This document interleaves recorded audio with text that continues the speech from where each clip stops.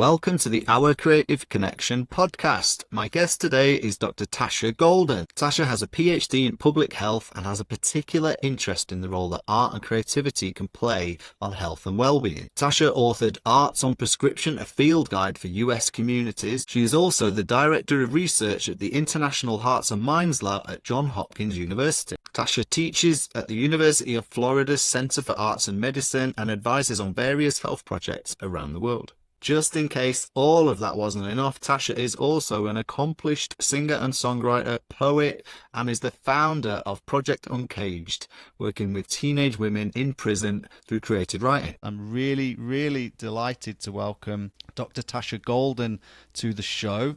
Welcome, Tasha. Thank you so much for having me.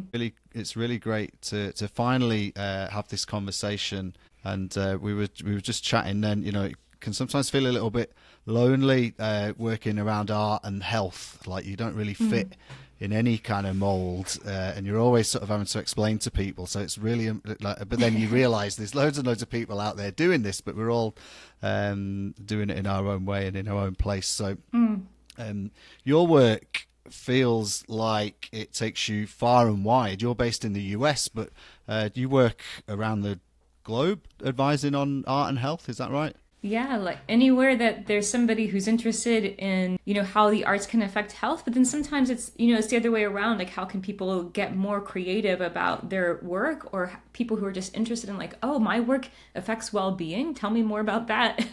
So helping people, lots of creative industries, and of course, artists and arts organizations connecting their work with well-being. And then if the other way around, people who are in well-being work connecting, you know, finding out how arts and creativity might enhance their work or improve their outcomes. And I love that you come at this with your background in music and you know, as a musician. Can you tell us a little more about sort of your journey from music into sort of academia and then kind of back out again? Yeah, this is not the typical path, I suppose. You know, like this were like the standard singer-songwriter to public health PhD road. Yeah, I certainly didn't imagine myself being a scientist or being engaged in this kind of work. I always, from a super young age, wanted to be a singer-songwriter. I was writing songs. I have a little notebook from like when I was 9 years old. I was just, you know, always wanted to like travel the world and play my songs for audiences. And I got to do that for a lot of years and had songs in TV and film and worked with really wonderful musicians. A couple things were happening during that time that wound up, without me knowing it at the time, you know, shifting my career trajectory. The biggest one is that I had songs that were about my own experience of depression, for example, you know, just difficult life experiences, my family's history of domestic violence. And no matter where we went in the world, it was those songs that people wanted to stay after shows and talk about. And they would share their own experiences with these kinds of things, their experiences with mental illness, with suicide ideation, with abuse histories, just general life difficulties, really personal stories. And a lot of them said that they had never told anyone before. Like, I was the first person that they were sharing this with. And of course, that's a really big honor. And then at the same time, it had me thinking about, if I'm the first person they'd ever told, that means they haven't told a doctor or a therapist or even a close friend or a spouse or partner. And I knew from my own experiences that being able to connect and share these things are really important to our health. And then just even thinking in a really practical way, the things that a physician doesn't know about your history might impede their ability to take the best care of you, right? And so I got really curious about, first, in a big way, what is it that we don't know about a lot of different people and experiences, because there might be things that humans can only express or share in certain settings, like in creative settings through art, when they have a lot of creative options and when they feel very safe, these kinds of things. And then also, you know, how is it that we can bridge the gap between what's possible in the space of art and what's not yet possible in these other spaces, our workplaces, our clinics, our schools, even our homes, right? And I just got curious about, like, what is it that's happening here? Why is it able to happen here? And why can't it happen elsewhere? And how can we make that bridge happen? And then simultaneously, during my career, I was really experiencing the grind and hustle of the music industry. And, I now know, I didn't know then, I now know that, over 70% of people in the music industry report having a mental illness that's way above the general average, and it's just a difficult industry to be in. And the combination of that with these stories that I was holding space for night after night, that again was a big honor. But turns out I didn't know how to hold space for those stories while also taking care of myself. And the combination of those things led to catastrophic burnout and major depression that ended my music career. I couldn't get out of bed, let alone play shows. But in that time when I was trying to reimagine my life and my future and figuring out who I was, the questions that were sort of driving me or pulling me forward was this question of what was happening after those shows, what was happening for people, and what does that mean for how we can and should change how we approach health and well-being, what we think those words even mean, and what would it mean or look like to create a bridge between these two? How can we explore that? And that wound up kind of giving me a new path forward, eventually a PhD in public health, specializing in exactly those things. How do the arts affect our health and well-being? Thank you for sharing that story with us. And I think hearing you describe your sort of personal experience and how that sort of then almost gave you a new direction or a new appreciation of these things that are important. I love what you said about holding space for yourself as well as the sort of holding space for other people's stories as well, and that can feel quite burdensome, can't it, if you're holding space for others to express themselves but then not feeling that yourself, that you kind of run out of road with that. I mean, it's not a new thing, is it? The idea that art and creativity makes people feel good, has a positive impact on them, can make you feel better about all sorts of things. But it feels like there's a kind of a surge in interest, particularly around not just academia, but in a UK context, there seems to be bigger and more conversations taking place in what I describe as service land. So, within NHS or local authorities or funding agencies. Are you seeing any sort of trends emerge through some of that renewed interest in the role that art can play? Yeah, I think a lot of it it's not reductive, but I think a lot of it is people coming to terms with the increasing crises around especially mental health, around loneliness, around, partisan divides, and, people's lack of connection, isolation, and all the different things that follow from this. And realizing, as a collective, a lot of people realizing that we are not going to be able to find solutions to these problems by looking in the same places. There has to be an innovative way to, to not only solve this problem, but think about what the problem is, And I think people become, over the last several years have become more willing to think innovatively, to think creatively around how are we going to address this. And, I think also a global pandemic put people in a position to recognize that, the world isn't necessarily exactly what we thought that it was. And sometimes that's good, meaning that in a negative way, but also in a positive way. We might have been told by lots of workplaces that it's impossible to work from home and work remotely. Suddenly that is absolutely false, right? Suddenly that is it's so patently false. We could have been doing this for years, it turns out. So people becoming ready to think about what else is like that? What else have we been assuming we can't do or can't solve? How might we just completely, I'm always talking about question the premise, with a capital Q and a capital P. How could we just question the premise of what we think the world is, what we think the problem is? How can we get more creative about that? And so, I think that this is part of that surge. It's a combination of the accumulating evidence. So as that has accumulated over the last 20 years, and especially the last 7 to 10 years, and the word is getting out about that, suddenly becomes something that people want to talk about. It's not just that the research has been done, but people have to be able to find it. And as it's accumulated, it's become more findable and people want to talk about it. And the combination of that with these growing crises that people want to be able to address, it's kind of these crises deserve every tool that we can bring to the table for them. And what are the tools that we haven't been bringing to the table? How can we make sure that we're tapping every potential asset? And so, I think that the combination of those things has led to increasing interest. And, I think that the arts and creativity and culture in our communities might be an asset that we're not tapping optimally, and that could be benefiting people's lives.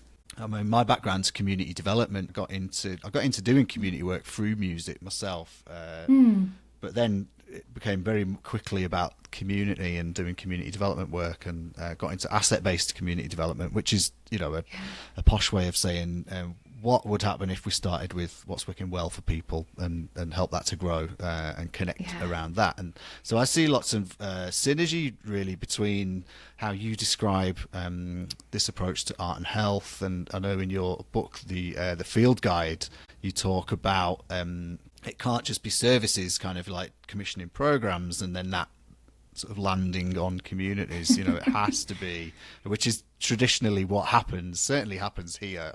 I guess it happens in the US too, that it has to be about working from the ground up, from community up. And so I wondered if you'd had any interaction with some of those community development frameworks, asset-based community development being an example. Absolutely. And yeah, especially since my training is in public health versus being an MD or versus, some other kinds of like entries into the health field, right? And so there's a lot of focus on community development, community engagement, but also thinking in terms of systems and not just like individual choices, individual behaviors, but how can we set up a world, a community in which more people can find their ways toward health and do that in an equitable way. So I so appreciate your work and appreciate you bringing that up. And a big part of my exploration in this work is really leans into the World Health Organization's definition of health, which is that it's a state of complete physical, mental, and social well-being, and not merely the absence of disease or infirmity. So complete, that's a really high bar, complete physical, mental, and social well-being. They did not hold back on that.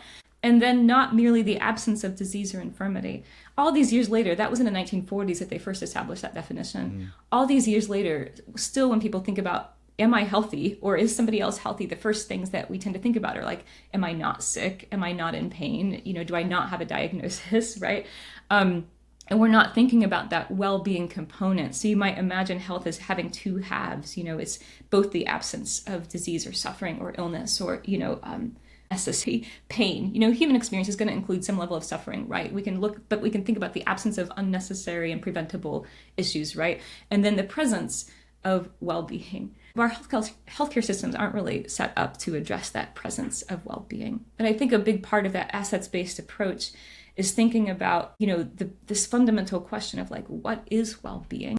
To whom, that's going to change across cultures and across values and things like that. What is well-being to whom? And then how do we create a community in which that well-being is more and more possible? And it's kind of like taking an assets-based framework, like a strengths-based, not only what is already in this community that people are going to for well-being, that people love, that people find meaningful, but also taking a strengths-based approach to health itself as a concept, that this is something that, I've come to describe well-being at its core as having a life that you want to participate in and feel that you can. That's really at its core. And that's a lot more than, having a life where you're, suffering as little as possible. That's a really small version of health, right? And so I think that when we start to pay attention to what is well-being, how do people define it, how can we make sure that we provide that, you start to really think about what are all of the beautiful, meaningful, critical things that we can make sure are in our communities that are equitably available so that more and more people have an opportunity to thrive, and seeing thriving as the goal.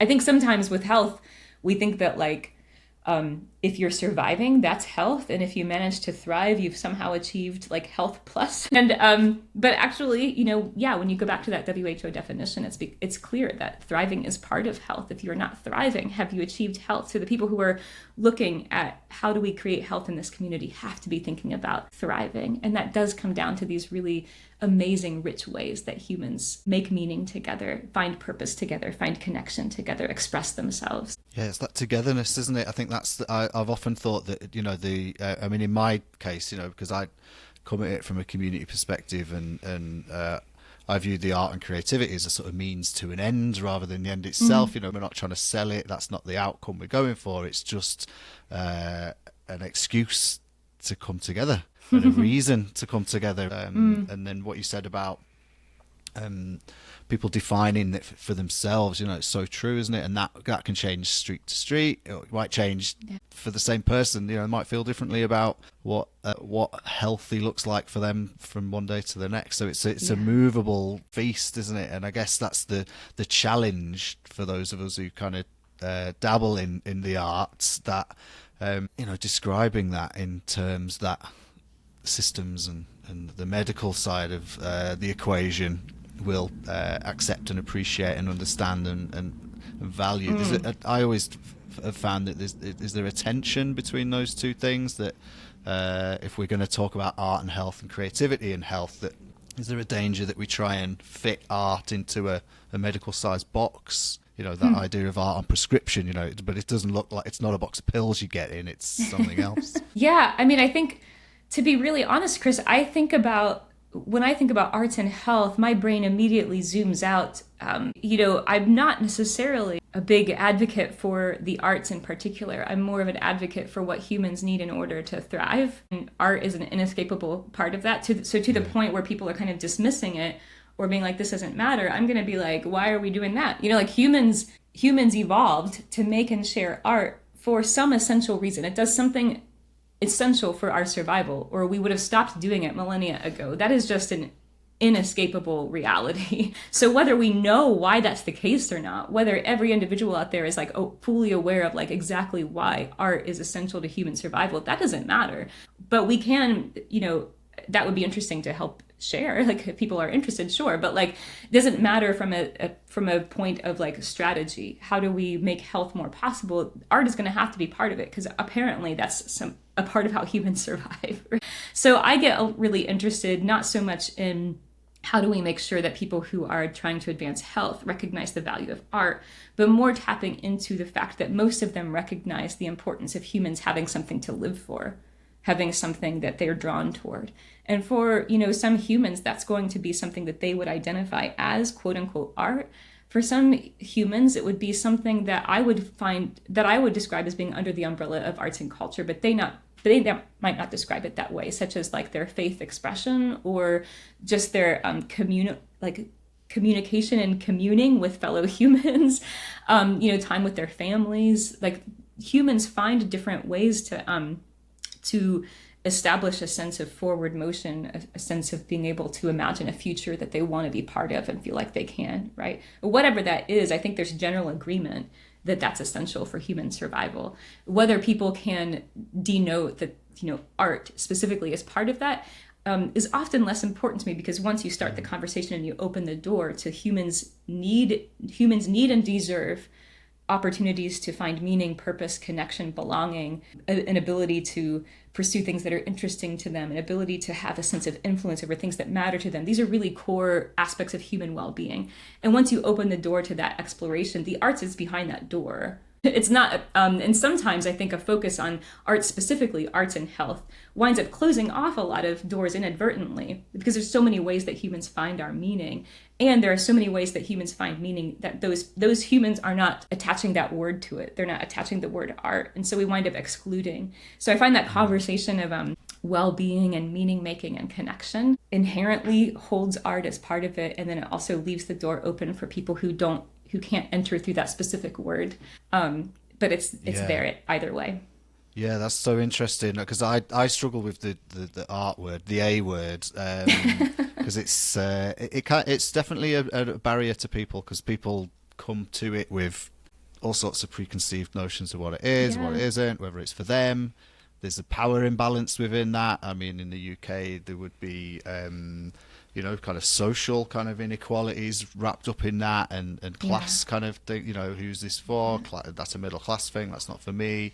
All of that stuff. So it's fascinating, isn't it, how these things get sort of compartmentalized. That's heart, that's health, that's art, that's community. And we're talking about the same thing, aren't we? Sort of people coming together with a shared idea of something they want to do. I really, really want to explore a little more the project working with teenage women in prison that you're involved in, because that fascinates me. And could you tell me a little more about that project and what your involvement is, how it came about? Yeah. I founded a program called Project Uncaged, which is a trauma informed creative writing program for girls that are in the justice system in the US. And I founded it early on because I was invited to be a writer in residence for an arts in juvenile justice program. And I spent a week writing with these, it was particularly for the girls in that juvenile detention center. And I spent a week writing with them and just left that time feeling like that is the coolest way I've ever spent my time. Like, how can I make sure that I can do that again? But also coming into that work, what was interesting for me, because I coming into it as a singer-songwriter, primarily, not as a kind of like creative writer specifically or a teaching artist. I was definitely a teaching artist, but I was coming from this career, right, as a singer-songwriter. And so entering those spaces when these young people are writing these poems, the first thing that my brain is doing is thinking about all the people who might want to read that poem, all the places that poem could go, right? Because that's what my brain had to be doing for years as a singer-songwriter. You're not only writing songs, but you're thinking about like, how do we get this recorded? Where's it going to go from there? How do we get the press interested and tell a story there? Like, where are we going to go play shows? So immediately when I'm encountering this art from these young people, I'm thinking about what it is right now, which is their opportunity to express, to de-stress, to connect with each other, to share something that they hadn't shared before, perhaps. And then also, what is the meaning of this once you bust it outside of the walls of this space? What is the meaning of it to these writers? First of all, that's the priority. What would be the meaning to them if they knew that their work could be seen and heard and understood by people beyond them? Who would they want that to be? What message would they want to share? So yeah, I left that first experience thinking like, oh, okay, how can I do this work again? How can I develop a program that would both offer that immediate opportunity to create and to it's a very traumatizing environment for young people. How can we create a small space within that doesn't cure it and doesn't fix it, but that creates a window of opportunity for them to be who they are and be seen for who they are? And then beyond that, what would happen if you asked them where they want their work to go, who they want to see it? And what was really fun just immediately when the program, when I did the first programs, was watching how young people navigated what they wanted to share, because there was the immediate stuff that they wanted to express. I've walked into rooms of young people before, like handed out journals. And, I remember one girl in particular saying like, I have been waiting for someone to ask me this. It was just like a creative prompt. I don't even remember what it was, but I remember her saying, I've been waiting for someone to ask me this. And she just grabbed a pencil and started writing. But then there's the interesting work that happens when you say, okay, if we publish books of your poems, which is part of the work, I can send these to like the mayor, to city council. I can send it to like literary publishers and like, poetry professors. Where do you think that this work could go? And always they're talking about like, oh, you could send it to like the judge. Could you send it to the mayor's office? That would be amazing. Also, can you send it to like the superintendent of my school? They had lots of ideas of where they wanted their work to go. And so we began publishing books of girls' poems and then sending it along with policy briefs, for example, to state legislators, to city council members, that in a way that was like, you can read these poems and get a sense of girls' lives and needs and desires and assets, strengths, and creative skill, right? You can get a sense of all of that and what they're asking for in their own words, and then let us help you see what you can do in your role to respond to that, to make life better for them, to make their opportunities to thrive more clear and available for them. So that was such I've long said that the girls that I've gotten to write with have been my greatest teachers, and they taught me so much about the impact of arts and creative space, creative license, opportunities, options for how you tell your own story. A lot of these girls have received a story about who they are, and they get told a lot about who they are, and their opportunity to say, this is my opportunity to decide how I'm going to narrate my life and who I am, how important that is for them, how they described what that felt like and what that was for them, was such a learning process for me. And then how we connect these individual artistic experiences with larger goals of greater justice reform, changing our systems and our structures and our resources, our communities, to make it more possible for young people to be well. I learned so much from them about that work too. Wow. Thank you for sharing that. I really loved hearing about that. And I love the idea that it's like a ripple effect, isn't it? It's the people who are immediately involved individually, the impact on them, and then collectively between each other, and then maybe the wider sort of society. Is that available to access? Is that available to sort of get hold of in the world? The work I think a lot of the books were quickly out of print, but there might be, let me check. There might be, there was an online version of one of them. So let me see if that might still be available, and I'll get you a link if it is. Yeah, we'll include a link to that, because I think it would be, I would certainly love to check that out, and I think others would too.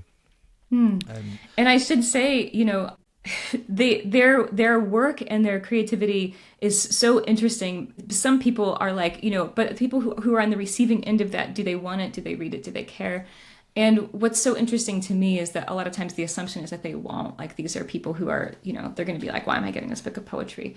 But similar to Arts and Prescription, when we talk about that in a bit, like what I learned quickly when I was going to mayor's offices or new detention centers and talking to a warden, for example, about bringing a program in there, I would put the book of poems across the desk for them, and they would open it. And I quickly learned to just stop talking because they weren't listening to me anymore.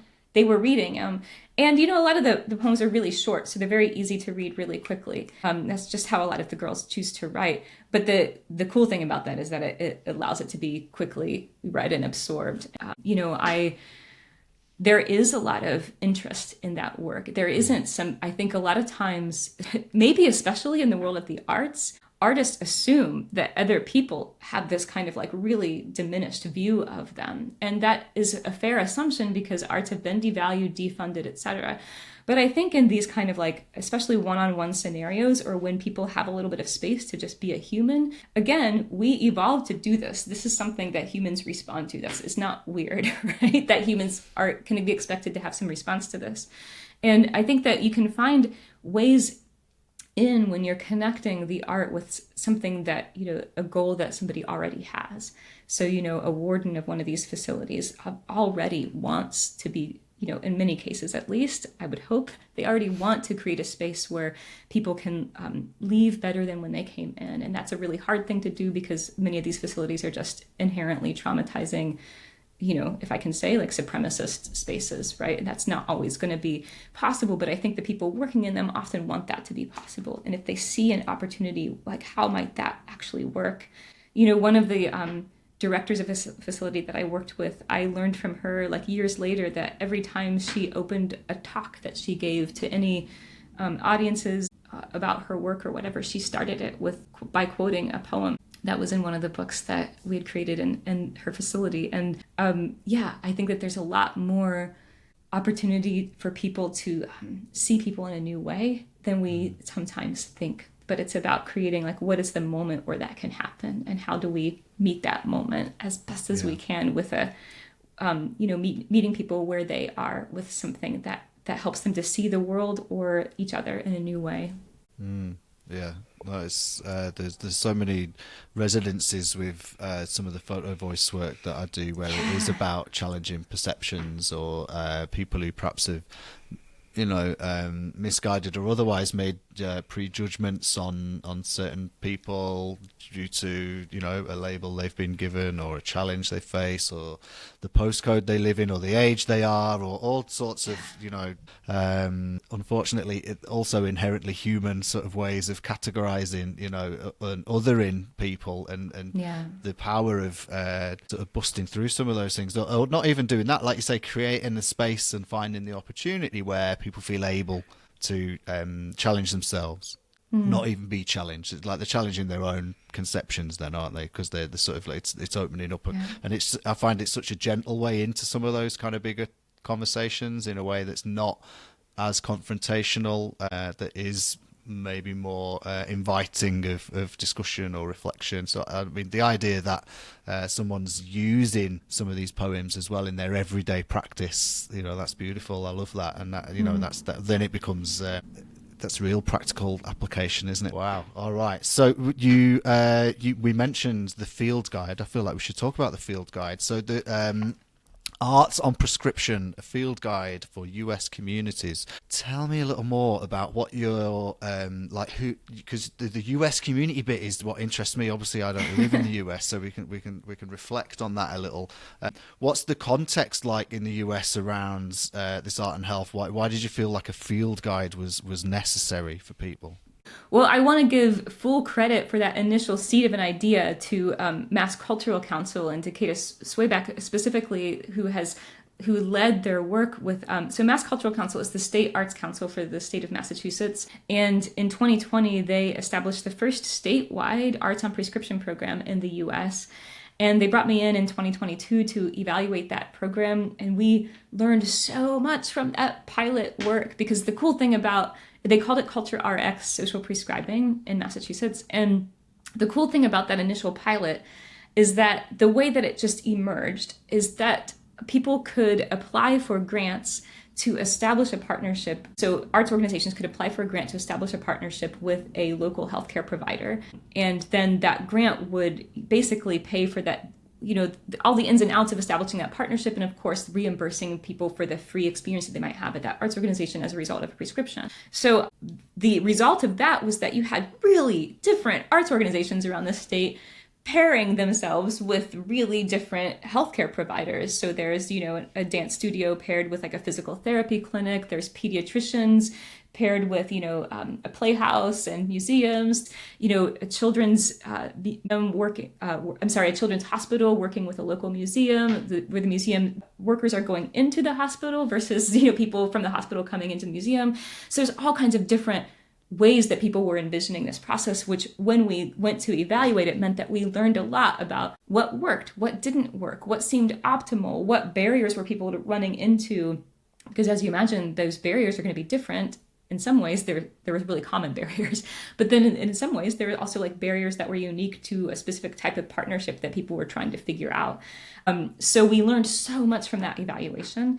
And we created, a report and a peer-reviewed article about that. But then, CADA and Mass Cultural Council were like, we have learned so much from this. We can kind of give people a sort of guide for how to do this, but we don't want to just do that for like Massachusetts or for the people who are already like engaged with us. We would want to do that for, any community in the US. How can we get them this knowledge so that, in my words, I'm thinking about like people can stand on the shoulders of what somebody has already done. You already have to start so much from scratch when you do this kind of work in a community, because it's relatively new, and it also, so many of the details of it are based on your unique community. So you're going to have to come up with all kinds of, fresh things regardless. So let's minimize that. Don't reinvent every wheel. Let us, give you something to stand on. And so we combined the learnings from that pilot in Massachusetts with a lot of other pilot programs around the US that we were able to get information about from our collaboration with the University of Florida Center for Arts and Medicine, that had been doing some other studies of pilots around the US, and combined all of that information into a field guide. And the goal of that was to not only be able to tell people like, here's what arts and prescription is, isn't it a cool idea? But to also be like, here is how you can do it in your community with a little bit of, to whatever extent that we can, step-by-step guide and an absurd number of appendices and templates so that people can really jump into action. Not just, wow, that's a cool idea, I wish we could do it, but like how can you dive in and do it? Yeah, I love that. I love the sort of practical element. It's it's not just something to talk about. It's something to do. An invitation to get involved, or to help grow what's already happening in your community. In the UK, obviously we've got a different setup here. We've got a sort of National Health Service and perhaps a bigger sort of state apparatus involved, which I think might sort of change the concept. But there's the idea of sort of social prescribing has been around for a little while here. I've seen it sort of more embedded within, let's say, GP practice, or you would have sort of social prescribing link workers who are there. But it feels very service oriented. I think you need both, don't you? You need sort of, well supported and funded and enabled services, and then open and connected and trusting communities as well. You need both. I'm interested to hear from your perspective all the way over there in the US. Well, I think that, certainly the UK is well ahead of the US in this kind of work, and there's pros and cons to that. When we were starting out, I felt like mainly there were pros. Really, there's a structure for it. People like kind of know what the idea is. There's like, it's kind of already set up, and then we are just kind of really starting from scratch. But on our end in the US, some of the pros of being really new to this is that there aren't entrenched ideas of what this is. It is a lot of really creative people, both in health and creative people in arts, thinking, well, here's a general idea that human well-being requires resources and assets in the community. Here's a general idea. What do we want to look like in our community?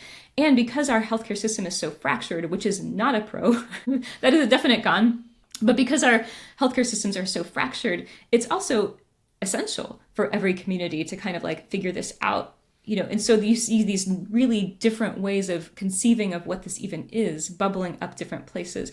And that is a real benefit. It does present a barrier in that, like, there's a lot of trial and error that has to be involved, and people have to be, in some ways, willing to like, oh, we might try something and find out that it wasn't quite right. It's going to fail. That doesn't mean that it was a failure that it shouldn't have been done. So there is some trial and error that's going to have to happen, but you also get the benefit of all of those new ideas. Nobody is tied here to a certain way that this has to work.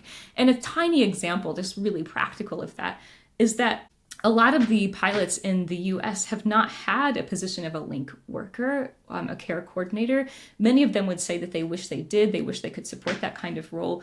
But because they haven't had that, they've had to get innovative about how it is that they're going to link people to an opportunity. And from my perspective, what gets exciting is thinking about, okay, if that position doesn't exist, what is it that we want to do? How do you create a menu of options that people could maybe, self-select, find for themselves, explore for themselves? And then what would be the incentive for them to do that if there's not a kind person in conversation with them trying to help them see why the physician recommended this in the first place, why would they want to do it? How do we incentivize it differently so that people are wanting to explore and find something that's meaningful to them? And then giving a lot of space for that trial and error too, that somebody might go to a dance class or, join a choir and then be like, that didn't do anything for me. Okay, what now? So yeah, I think that's where we're kind of at, that there are such advantages to having a kind of like longer term system and a lot more systems in place, structures in place for it in the UK.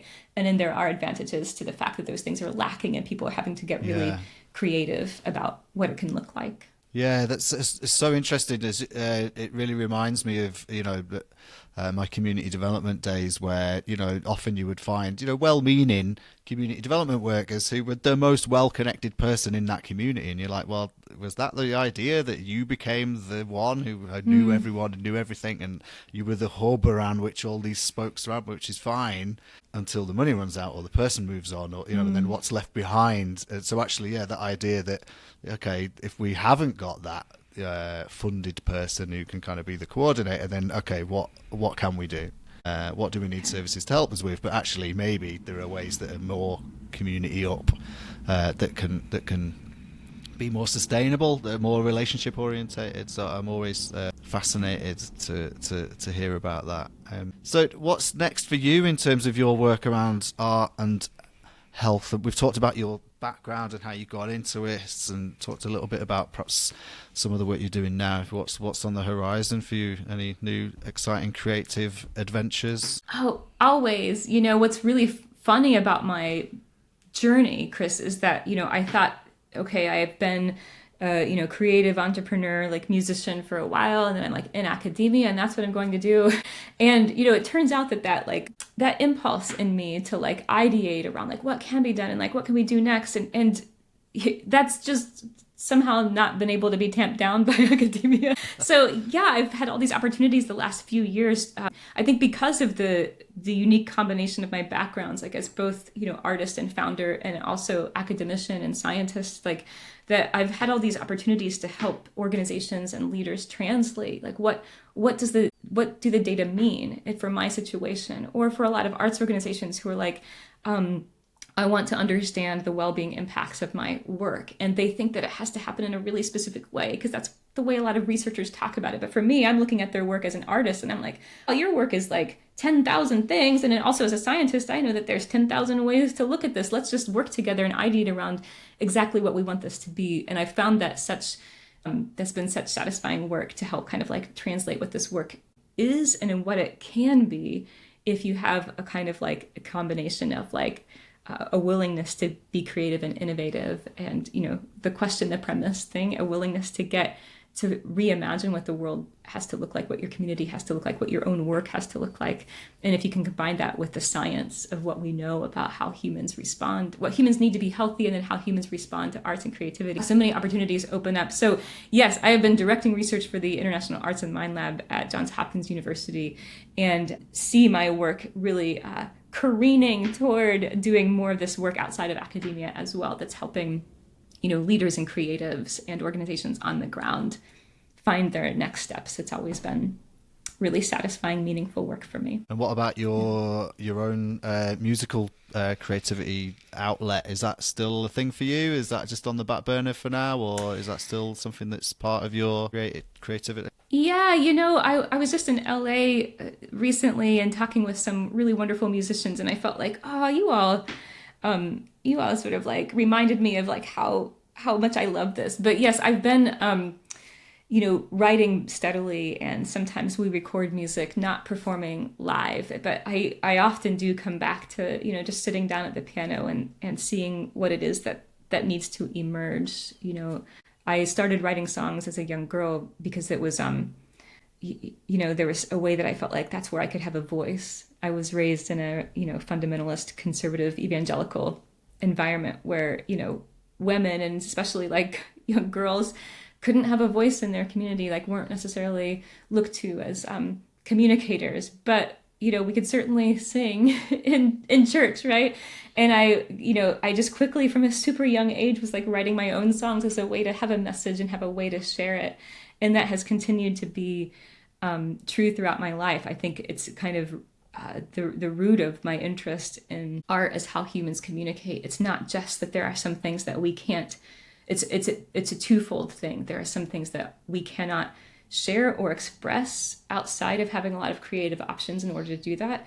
And there are some things that other people will not hear or cannot tolerate hearing outside of creative options and creative spaces. Yeah. To your point about photo voice, there are, you know, somebody can walk into an exhibit and find themselves able to give the time of day to an idea that they wouldn't have listened to otherwise.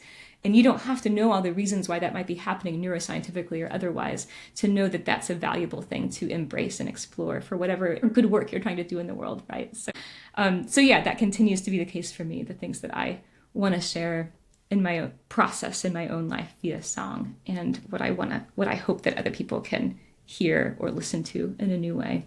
Amazing. Well, look, I'm so grateful for your time today and for sharing so much. Like I say, it can feel quite isolated and disparate and disconnected sometimes, and so it's been really lovely, you know, finding that there are other people doing this, and then, you know, you doing your amazing work, and that's opened up so many other conversations for me. And what you said about, you said the UK feels like far ahead. I think there's loads more interesting conversations going on in a US context, so maybe that's what you said, that, you know, maybe it's not as constrained by as much sort of institutional stuff, that people are just kind of getting on and doing and finding out and playing with it a little more than rather than all of these sort of programs that get rolled out. So so, you know, thank you for sharing that with me and with the audience here as well.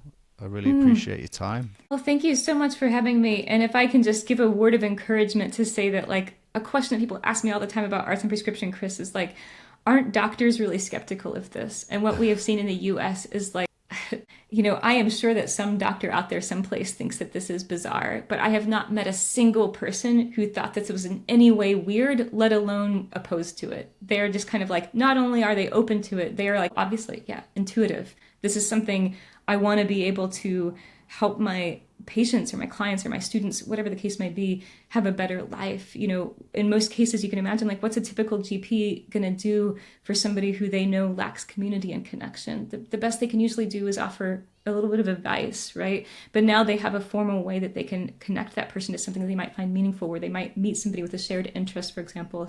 That's been such an interesting phenomenon to watch unfold, that people are just open and interested and wanting to embrace new tools that they have at their disposal. And simultaneously, a lot of people on the creative side being like, but nobody's going to want to do this, are they? The windows of opportunity are more available and more open than you might imagine that they are. And we can find creative ways to walk through them. Amazing. That's brilliant. Thank you so much. I really appreciate Thank you your so time. much, Chris.